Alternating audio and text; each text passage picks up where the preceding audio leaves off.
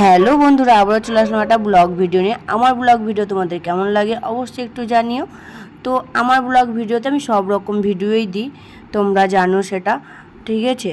কিছুদিন আগে যেমনি প্র্যাঙ্ক ভিডিও দিচ্ছিলাম, তো প্র্যাঙ্ক ভিডিওটা তোমাদের দাদা ভাইয়ের ওপরেই করছিলাম। তো এখন কিছুদিন ছেলে খেলা নিয়ে ব্যস্ত আছে বলে প্র্যাঙ্ক ভিডিও আর দিতে পারছি না, কারণ একটু খেলতে খুব ভালোবাসে আমার ছেলে, ফুটবল খেলতে। তো ফুটবল খেলায় নাম উঠেছে, ওইসব নিয়েও একটু ব্যস্ত আছে।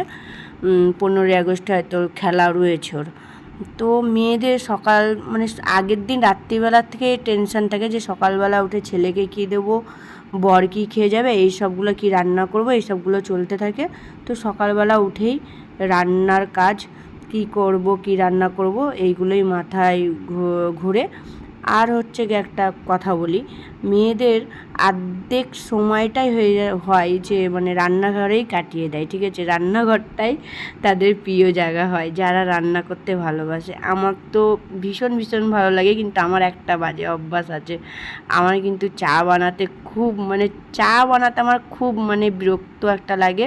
মানে মানে আমি খাই বাড়ি গেলে খাই বাবার হাতে, কিন্তু আমার নিজের বানাতে খুব বিরক্ত লাগে, জানি না এটা কেন। কিন্তু ওর বদলে তুমি আমাকে একটা তরকারি করতে বলো, আমি তরকারি বানিয়ে দেবো, কিন্তু আমি চা বানাতে পারি না, ঠিক আছে। তোমাদের দাদা ভাই আমাকে হাসাচ্ছিল যে কি গরমে কীরকম চোখ মুখ হয়েছে, তা কী করবো, 2-3টে করে ড্রেস চেঞ্জ করতে হচ্ছে, এত ঘামছি পরিমাণে বলার না। তার মধ্যে আমার সিটি বেজে গেছে।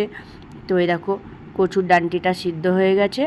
আজকে দেখো অল্প অল্প করে অনেক কিছু করেছি, বাসন ছিল, তার ফাঁকে বাসন ধোয়া, ঘর গোছানো, ঘর মোছা, এই রান্নার ফাঁকে ফাঁকে সব চলতে থাকে। তারপরে হচ্ছে গিয়ে একে একে করছে। আর এটা একটা ডিমের তরকারি বানিয়েছিলাম, পুরো পিজার মতন লাগছিল দেখতে, ওটাই তোমাদেরকে দেখাচ্ছিলাম। তারপর তোমার দাদাভাইকে বললাম কি একটুখানি কেটে দেবা, কিন্তু একটাও মুখে দেবা না, তাই বলছিলাম। তোমাদের দাদাভাইকে বলছে যে তাহলে তুমি কেটে নাও আমাকে, তাই বলছিলাম যে না না না কেটে দাও। তো ওই কচুর ডান্টিটা করছিলাম। কচুর ডান্টিটা হয়ে গেল, তারপরে করেছিলাম খারকোল পাতা আর পটলের লতিটা ভেবেছিলাম পটল আলু দিয়ে করব। তো লতিটা দেখলাম আর সময় হচ্ছে না, তোমাদের দাদাভাই বেরিয়ে যাবে, তো ওটা ভেজেছিলাম। আর ভেন্ডি আলু পটলটা ওর মধ্যে দিয়ে দিয়েছিলাম, সব কিছু দিয়ে একটা ডিমের ঝোল করেছিলাম। আর পটলের লতিটা একটু ভেজেছিলাম, ঘি দিয়ে ভাজলে বেশি ভালো লাগে। তোমাদের দাদাভাই ঘি খেতে পারবে না, জন্য ঘি দিয়ে ভাজিনি। আমার ভাতটাও বেড়ে নিয়েছিলাম, আমি একটু কাসুন্দি দিয়ে খেয়েছিলাম, বেশ ভালোই লাগছিলো খেতে। তো তোমাদের দাদাভাই যখন কাজে বেরিয়ে যায়, তারপরে হচ্ছে গিয়ে আমারও কাজবাজ শেষ হয়ে যায়, তখন আমি গিয়ে একটুখানি রান্নাঘর থেকে মুক্তি পাই।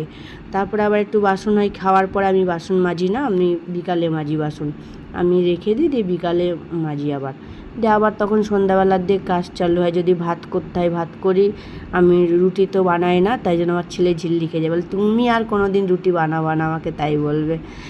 তেমন হ্যাঁ বানাবো আমি তাই বলি। তো তোমার দাদাভাইয়ের সঙ্গে আমিও খেতে বসে পড়েছিলাম। অন্যদিন তোমার দাদাভাই বেরিয়ে যায়, তারপরে আমি খাই, তো আজকে একটু দেরি করে বেরিয়েছিল, তাই একসাথেই বসে পড়েছিলাম খেতে। আর ভিডিওটা ভালো লাগলে অবশ্যই একটু লাইক কমেন্ট শেয়ার করে পাশে থেকো, আর এইভাবেই ভালোবাসা দিও। তোমরা সবসময় যেভাবে ভালোবাসা দিচ্ছ এইভাবেই ভালোবাসা দিয়ে যেও। আর এই দেখো সব কাজ কমপ্লিট, পরিষ্কার কমপ্লিট, দিয়ে রান্নাঘরকে টাটা দিয়ে দিলাম, দিয়ে রেস্ট এবার।